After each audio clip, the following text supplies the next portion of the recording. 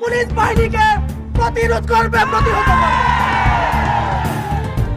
আমার কোন শিক্ষকের একটা চুলো যদি স্পর্শ করেন, বিনা জবাবে আপনাদেরকে ছেড়ে দেওয়া হবে না।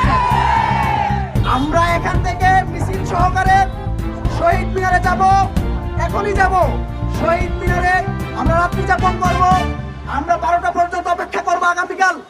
যদি এর মধ্যে প্রজ্ঞাপন না হয়, রকেট শাহবাগ কর্মসূচি ঠিক 12টায় আমাদের শহীদ মিনার থেকে শুরু হবে ইনশাআল্লাহ।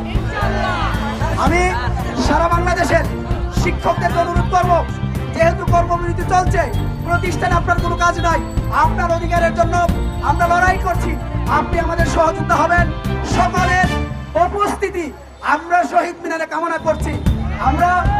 আমরা শপথ করেছি কোনো অবস্থাতেই প্রজ্ঞাপন ছাড়া এই শহীদ মিনার থেকে আমরা যাব না, শ্রেণীকক্ষে যাব না।